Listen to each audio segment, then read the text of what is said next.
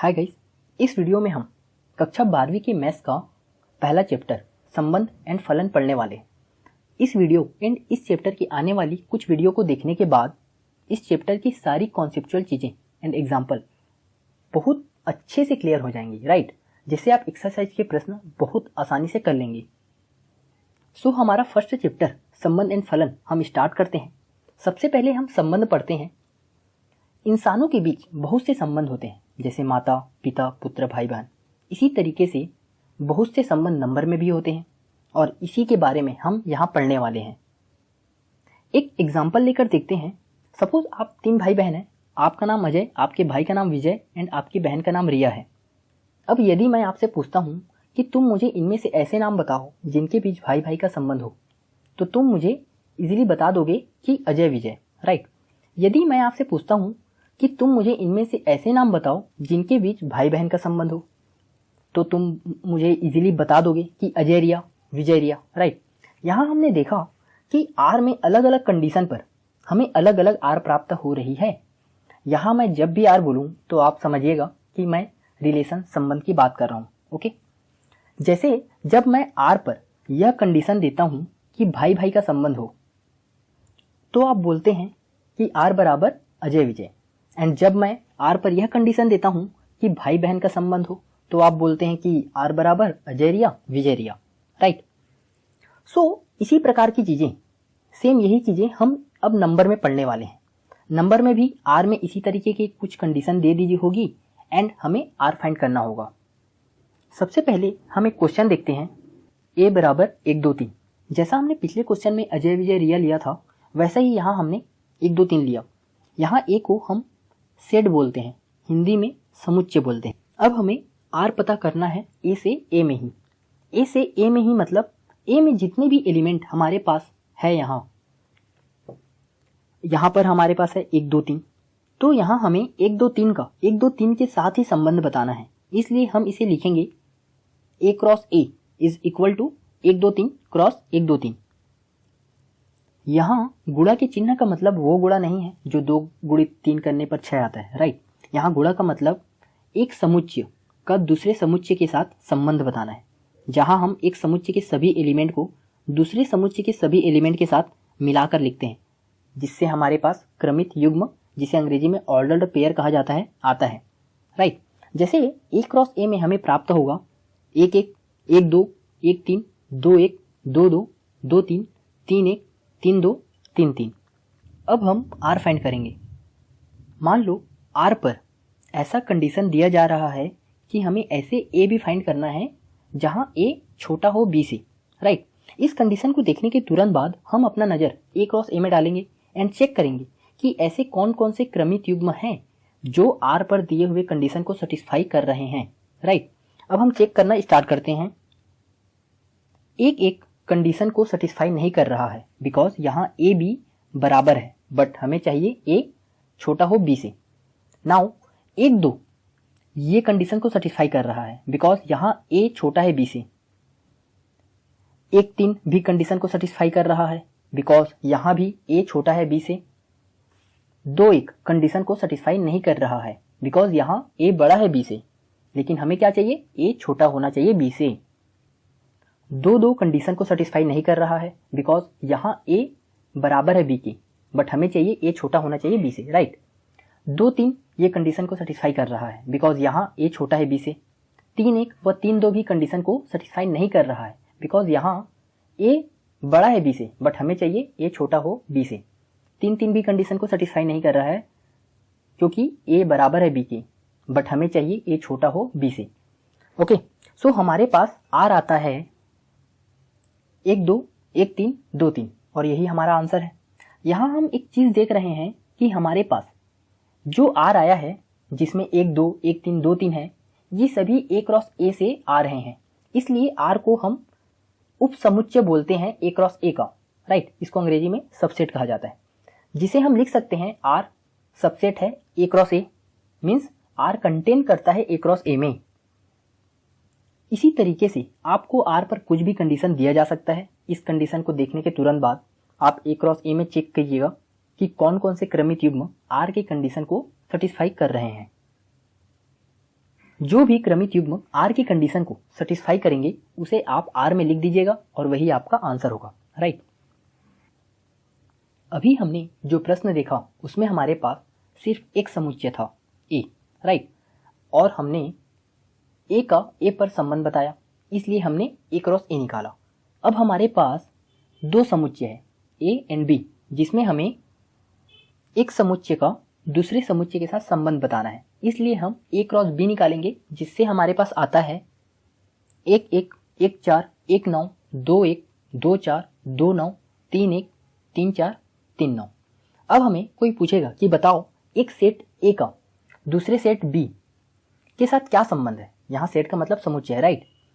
तो हम बहुत आसानी से बता देंगे कि A क्रॉस B ही संबंध है, जिसमें हम पहले समुच्चय के सभी एलिमेंट को दूसरे समुच्चय के सभी एलिमेंट के साथ मिलाकर लिखते हैं, ओके। अब हम इनके बीच R फाइंड करेंगे जब हमें R पर कंडीशन दिया होगा। यहाँ पर कंडीशन है कि हमें ऐसे A भी फाइंड करना है जहाँ B equal to A square हो, राइट, जिसमें A से आता है, B से आता है, means A belong to A, B belong to B, okay. अब इस कंडीशन को देखने के बाद हम अपना नज़र डायरेक्ट A क्रॉस B में ले जाएंगे एंड चेक करेंगे कि कौन कौन से क्रमित युग्म इस कंडीशन को पूरा कर रहे हैं। तो हमें मिलता है कि एक इस कंडीशन को पूरा कर रहा है कि B equal to A square. वैसे ही 2 4 B इस कंडीशन को पूरा कर रहा है कि B equal to A square. वैसे ही 3 9 भी इस कंडीशन को पूरा कर रहा है कि B equal to A square. And बाकी जो क्रमित युग्म हैं A क्रॉस B में, वो इस कंडीशन को पूरा नहीं कर रहे हैं, राइट। इसलिए हमारे पास दिए हुए कंडीशन पर R आता है 1 1 2 4 व 3 9। अब हम पढ़ते हैं संबंध का डोमेन व परिसर। हमारे पास दिए हुए R पर कंडीशन से जो R प्राप्त होता है, जैसे पिछले क्वेश्चन में हमारे पास R आया था, R बराबर 1 1 2 4 व 3 9। इनमें सभी क्रमित युग्म के पहले अवयव के समुच्चय को डोमेन बोलेंगे एंड क्रमित युग्म के दूसरे अवयव के समुच्चय को रेंज बोलेंगे। ये जो क्रमित युग्म हमारे पास आए हैं ये सारे A क्रॉस B से आए हैं, राइट। एंड R में क्रमित युग्म के सभी पहले अवयव 1 2 3 ये किससे आए हैं, ये A से आए हैं। एंड दूसरे एलिमेंट दूसरे अवयव 1 4 9 ये किससे आए हैं, B से आए हैं, राइट। इसलिए हम लिख सकते हैं कि 1 2 3 belong to A, means 1 2 3 A से आए हैं। एंड इसी 1 2 3 के समुच्चय को हम डोमेन बोलेंगे। एंड 1 4 9 B से आए हैं, means 1 4 9 belong to B। And इसी 1 4 9 के समुच्चय को हम रेंज बोलेंगे। अब हम इसी चीज को मैथमेटिकली लिखते हैं, राइट। यदि कोई R संबंध A का B समुच्चय पर है, मीन्स A से B पर कोई संबंध है R, तो इसे हम लिख सकते हैं R कंटेन करता है, R उप समुच्चय है A क्रॉस B में। तब R के क्रमित युग्मों के सभी प्रथम अवयव के समुच्चय को R का डोमेन कहते हैं। इसलिए हम लिख सकते हैं कि डोमेन R बराबर X, जहां X A से आएंगे and XY belong to R। यहाँ XY बिलोंग टू R मतलब वो सभी क्रमित युग्म जो R में है एंड इसी क्रमित युग्म के सभी पहले अवयव X को डोमेन बोलते हैं जो A से आता है। एंड R के क्रमित युग्मों के सभी द्वितीय अवयव के सेट को समुच्चय को परिसर रेंज कहा जाता है। इसलिए हम लिख सकते हैं कि रेंज R बराबर Y such that Y belong to B, मतलब Y B से आएंगे and XY belong to R। इसमें भी XY बिलोंग टू R का मतलब वो सभी क्रमित युग्म जो R में है एंड इस क्रमित युग्म के सभी दूसरे अवयव Y को रेंज बोलते हैं जो B से आता है, ओके। अब हम पढ़ते हैं प्रतिलोम संबंध। प्रतिलोम संबंध को मैथमेटिकली परिभाषित करने से पहले हम पिछला ही एग्जाम्पल देख लेते हैं। हमारे पास R आया था 1 1 2 4 3 9। ये एक सिंपल संबंध है। यदि मैं बोलूं आपसे कि इस संबंध का प्रतिलोम निकालो, मतलब प्रतिलोम संबंध निकालो, तो आपको यहाँ करना है कि R में जितने भी क्रमित युग्म होंगे, इन क्रमित युग्मों के प्रथम अवयव को दूसरे अवयव के स्थान में लिख देना है एंड दूसरे अवयव को प्रथम अवयव के स्थान में लिख देना है, जिससे आपको मिलेगा R इनवर्स। अब हमने जान लिया कि प्रतिलोम संबंध क्या होता है, इसलिए अब हम इसे मैथमेटिकली लिख सकते हैं। मान लो कोई R संबंध है A से B में, such that R equal to XY, जहाँ X A से आता है y b से आता है, means x belong to a and y belong to b। इसलिए r इनवर्स होगा yx, जहाँ y b से आता है, x a से आता है, मतलब y belong to b and x belong to a। अब हम पढ़ते हैं संबंध के प्रकार। इसको अच्छे से समझने के लिए हम एक समुच्चय a 1 2 3 ले लेते हैं और सभी संबंध के प्रकार में a से a पर ही संबंध देखते चलेंगे, इसलिए हम a क्रॉस a भी निकाल लेते हैं। हमारे पास आता है 1 1 1 2 1 3 2 1 2 2 2 3 3 1 3 2 3 3। सबसे पहला संबंध देखते हैं रिक्त संबंध। जब हम r फाइंड करते हैं a से a पर, तब हमें r 5 मिलता है, मतलब कुछ भी क्रमित युग्म r में नहीं मिलता, तो ऐसे r को रिक्त संबंध कहते हैं। एग्जाम्पल देखते हैं। ए समुच्चय में हमें ऐसा r प्राप्त करना है जिसमें क्रमित युग्म ए बी इस प्रकार के हों कि a धन b 8 आ जाए, राइट। अब हम तुरंत a क्रॉस a पर नजर डालते हैं कि क्या ऐसा कोई क्रमित युग्म ए बी है जो a plus B equal to 8 दे दे। तो हम पाते हैं कि a क्रॉस a में ऐसा कोई भी क्रमित युग्म नहीं है जो a धन b इक्वल टू 8 दे दे, इसलिए r इक्वल टू 5 आ जाएगा। इसलिए यहाँ r एक रिक्त संबंध है। अब हम दूसरा संबंध देखते हैं, सार्वत्रिक संबंध। मतलब जो हमने समुच्चय लिया है a एंड हम a से a पर ही संबंध r निकालते हैं, और हमें पता है कि r में जितने भी क्रमिक युग्म हमें प्राप्त होते हैं वो सारे a क्रॉस a से ही आते हैं, राइट। इसलिए हम कह सकते हैं कि r उप समुच्चय है a क्रॉस a का, मीन्स r सबसेट है a क्रॉस a का। एंड जब a क्रॉस a के सारे क्रमित युग्म r में आ जाते हैं तो हम इस r को सार्वत्रिक संबंध कह देंगे। इसलिए हम लिख सकते हैं कि r equal to a cross a। इसे हम एक उदाहरण से समझ सकते हैं और अच्छे से, राइट। ए समुच्चय में हमें ऐसा r प्राप्त करना है जिसमें क्रमित युग्म ए बी इस प्रकार हो कि mod a minus B greater than equal to 0 आ जाए, राइट। अब हम इस कंडीशन को देखने के बाद तुरंत a क्रॉस a पर नजर डालते हैं और चेक करते हैं कि क्या कोई ऐसा क्रमित युग्म है जो mod a minus B greater than equal to 0 दे दे। तो हम पाते हैं कि a क्रॉस a के सभी क्रमित युग्म mod a minus B greater then 0 दे देते हैं। जैसे 1 1 में मॉड 1 माइनस 1 इक्वल टू 0, 1 2 में mod 1 minus 2 equal to minus 1 equal to 1 होता है, क्योंकि मॉड के अंदर जो नेगेटिव वैल्यू होता है ना वो पॉजिटिव में बदल जाता है, राइट। ये बात आप याद रखिए ना।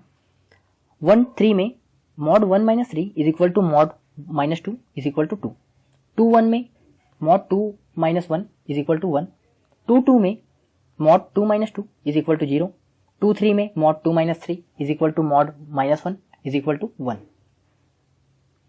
3 1 में mod 3 minus 1 is equal to 2, 3 2 में mod 3 minus 2 is equal to 1, 3 3 में mod 3 minus 3 is equal to 0।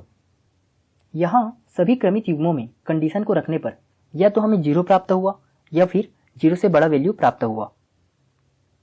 मतलब ये दिए हुए कंडीशन को सेटिस्फाई कर रहे हैं, इसलिए हमारे पास r आता है 1 1 1 2 1 3 2 1 2 2 2 3 3 1 3 2 3 3।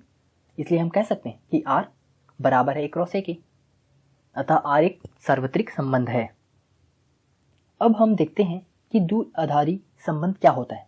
देखो, हमने अभी जितने भी r प्राप्त किए, इस r में जितने भी क्रमित युग्म हमें प्राप्त हुआ वो a क्रॉस a से ही आते हैं, right. And a cross a के सभी क्रमित युग्म के अवयव a में ही दिए हुए हैं, इसलिए हम कह सकते हैं कि a समुच्चय की अवयवों को a क्रॉस a में युग्म के रूप में लिखा गया है और यही युग्म हमें r में भी प्राप्त हो जाते हैं। अतः a के अवयव r में युग्म के रूप में मिलता है और ऐसे r को ही द्विआधारी संबंध कहते हैं। अतः समुच्चय a के अवयवों का युग्मों के रूप में प्राप्त संबंध को द्विआधारी संबंध कहते हैं। एंड ये द्विआधारी संबंध 3 प्रकार के होते हैं, स्वतुल्य संबंध, सम्मित संबंध व संक्रमक संबंध। तो हम इसे लाइन बाय लाइन देखते हैं ये तीनों आखिर होते क्या है। सबसे पहले हम पढ़ते हैं कि स्वतुल्य संबंध क्या होता है। इसे अंग्रेजी में रिफ्लेक्सिव रिलेशन कहा जाता है, राइट। मान लो हमारे पास एक समुच्चय सेट A है 1 2 3 और यदि हमें A से A में कोई संबंध R इस प्रकार प्राप्त होता है कि R बराबर 1 1 2 2 3 3 हो, तब हम इस R को स्वतुल्य संबंध कह देंगे। मतलब ए में जितने भी अवयव हों उन सभी अवयव का आर में ऐसा क्रमित युग्म प्राप्त हो कि क्रमित युग्म के दोनों अवयव वही अवयव हों, मतलब सेम अवयव हो, तो इस आर को स्वतुल्य संबंध कह देंगे। जैसे कोई एक्स ए में है, right, x belong to A and x क्रमित युग्म आर में है, means x belong to R, तो हम इस आर को स्वतुल्य संबंध कह देंगे।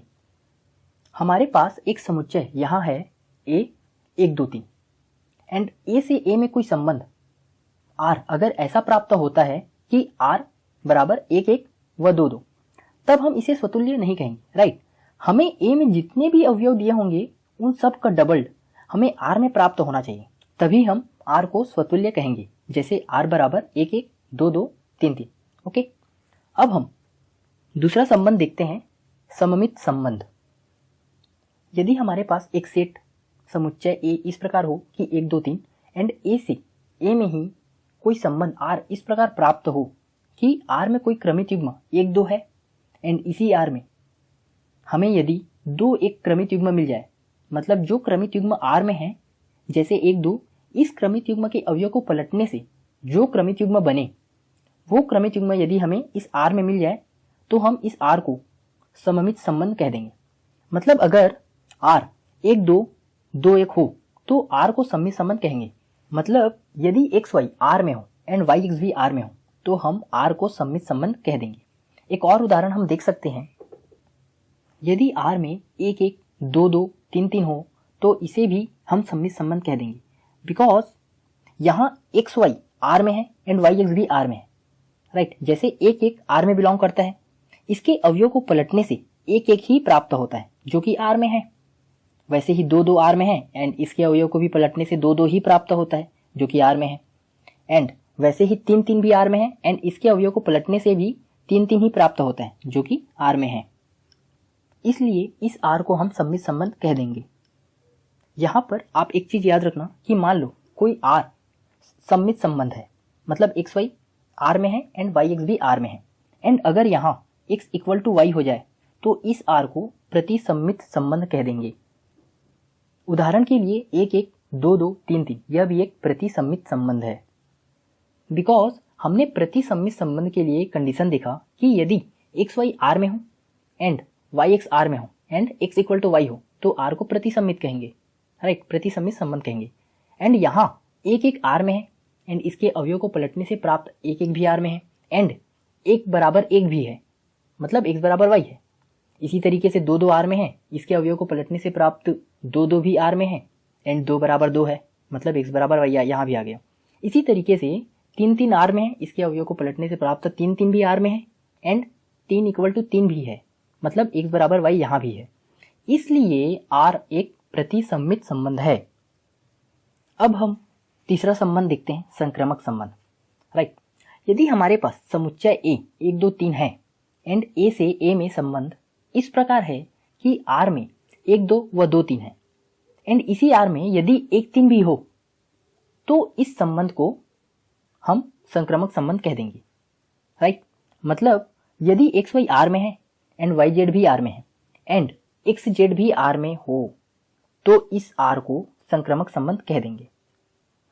एंड यहाँ हमें एक चीज समझना है कि जब आर में क्रमित युग्म एक्स वाई व वाई जेड के रूप में हो तब हम चेक करेंगे कि क्या एक्स जेड भी आर में है। यदि हो तो इसे संक्रामक संबंध कह देंगे, यदि ना हो तो इसे संक्रामक संबंध नहीं कहेंगे। एंड जब एक्स वाई व वाई जेड के रूप में क्रमित युग्म ही ना हो तो ऐसी स्थिति में भी आर को हम संक्रामक संबंध कह देंगे। जैसे 1 1 2 2 3 3 यह एक संक्रामक संबंध है। अब हम एक क्वेश्चन करते हैं एंड पता करते हैं कि कौन सममित, स्वतुल्य व संक्रामक संबंध है। एक समुच्चय A 1 2 3 है एंड A से A में ही हम कुछ संबंध देखने वाले हैं R, इसलिए हम सबसे पहले A क्रॉस A निकाल लेते हैं, जिसे हमारे पास आता है 1 1 1 2 1 3 2 1 2 2 2 3 3 1 3 2 3 3।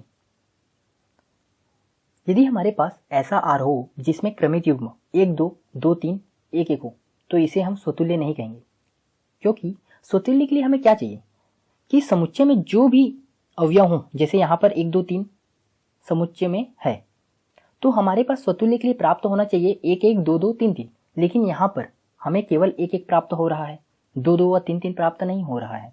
इसलिए इस संबंध को हम स्वतुल्य संबंध नहीं कहेंगे।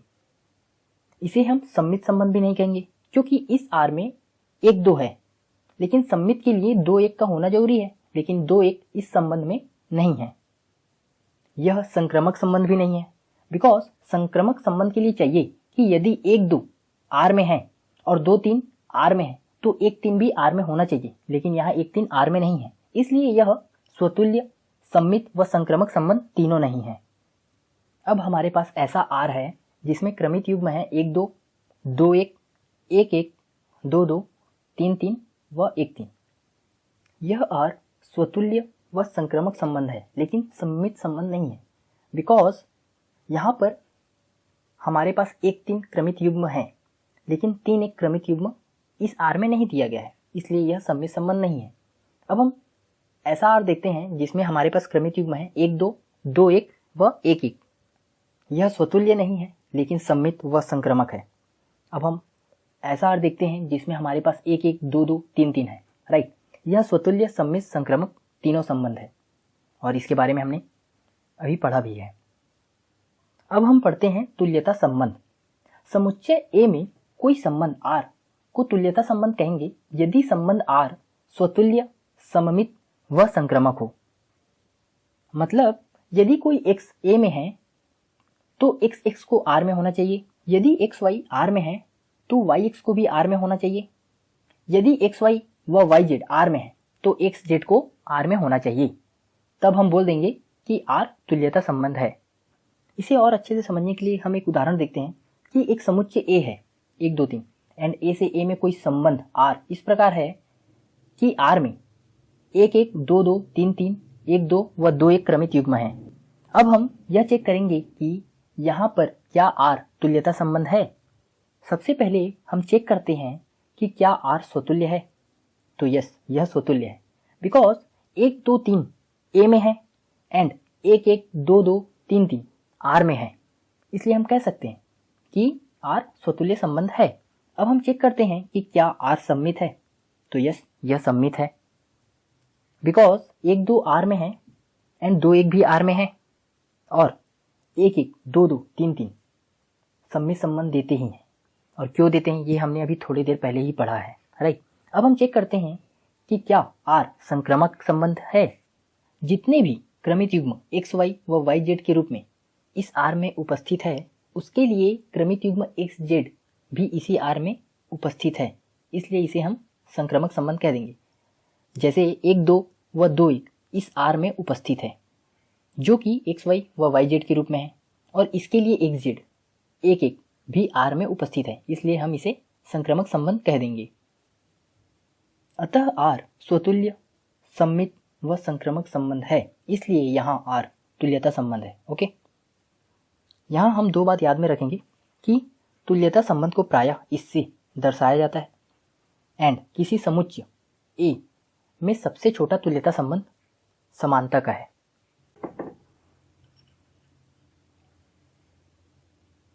अब हम देखते हैं कि तुल्यता वर्ग या तुल्यता समुच्चय क्या होता है।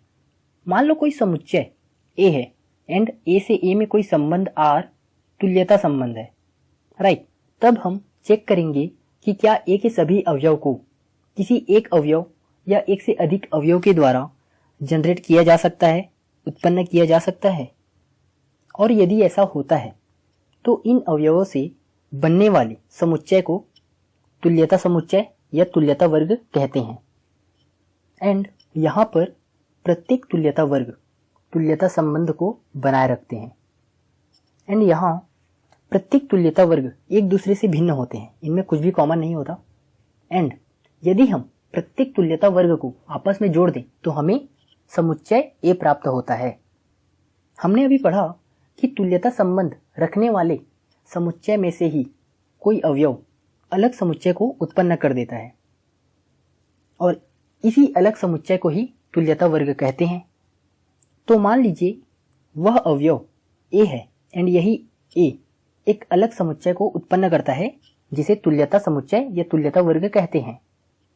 अतः तुल्यता वर्ग A में A के वो सभी अवयव आएंगे जो A के साथ दिए हुए R की कंडीशन को सेटिस्फाई करें।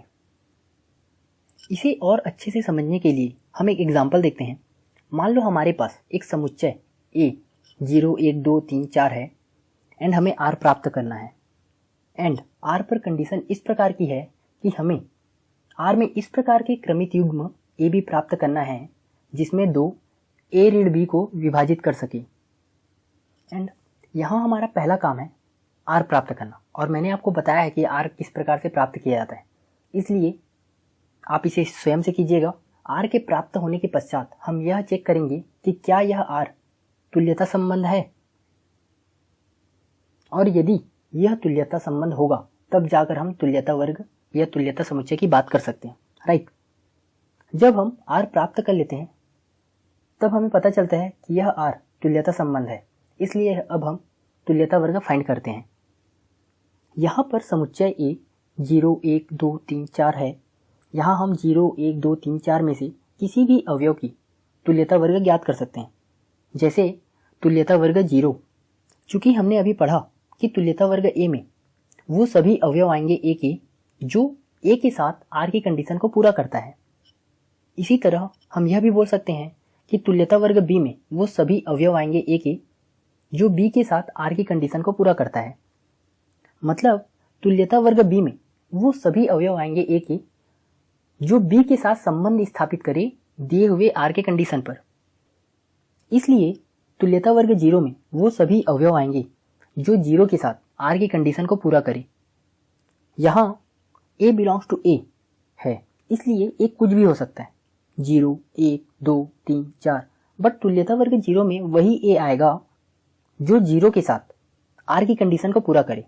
एंड यहाँ R की कंडीशन है कि 2 A ऋण B को विभाजित करता है, इसलिए R की इस कंडीशन को हम यहाँ रख देते हैं, जिससे हमें प्राप्त होता है तुल्यता वर्ग 0 में वो सभी A आएंगे जहाँ 2 A ऋण 0 को विभाजित करता है, राइट। इसे हम ऐसा भी लिख सकते हैं अब कि तुल्यता वर्ग 0 में वो सभी अवयव आएंगे A से जहाँ 2 A को विभाजित करता है। अब हम इजीली बता सकते हैं कि 0 1 2 3 4 में से किन किन अवयव को 2 विभाजित करता है, राइट। चूंकि 0 1 2 3 4 में से 2 सिर्फ 0 2 4 को ही विभाजित करता है, इसलिए 0 का तुल्यता वर्ग आ जाता है 0 2 4। इसी तरीके से अब हम 1 का तुल्यता वर्ग भी निकाल सकते हैं। 1 के तुल्यता वर्ग में वो सभी अवयव आएंगे A के जो 1 के साथ R की कंडीशन को पूरा करे। चूंकि R की कंडीशन है कि 2 A ऋण B को विभाजित करता है, इसलिए इस कंडीशन को हम यहाँ रख देते हैं। अतः तुल्यता वर्ग 1 हमें प्राप्त होता है कि तुल्यता वर्ग 1 में वो सभी अवयव आएंगे A के जहाँ 2 A ऋण 1 को विभाजित करता है। सो अब हम A के सारे अवयव को यहाँ रख कर चेक कर सकते हैं कि 0 1 2 3 4 में से कौन कौन से अवयव में से 1 घटाने पर 2 उसको विभाजित कर देता है। एंड यहाँ हमें साफ पता चल रहा है कि 0 1 2 3 4 में से सिर्फ 2 अवयव 1 3 ही ऐसे हैं जिनमें से 1 घटाने पर 2 उसे विभाजित कर देता है। अतः 1 का तुल्यता वर्ग 1 3 होगा। इसी प्रकार आप किसी भी प्रश्न के तुल्यता वर्ग बहुत आसानी से निकाल सकते हैं। सो अब हमारा संबंध का टॉपिक यहाँ समाप्त होता है। इस वीडियो को आप जितनी बार हो सके उतनी बार देखिएगा, बिकॉज यह टॉपिक बहुत ही ज़्यादा कॉन्सेप्चुअल है। एंड मैंने अभी जो भी चीज़ें इस वीडियो में पढ़ाई, आप सिर्फ इसे अच्छे से समझ लेंगे तो एग्जाम्पल एंड एक्सरसाइज के क्वेश्चन बहुत ही आराम से आप बना सकते हैं। सो मिलते हैं अगले वीडियो में। धन्यवाद।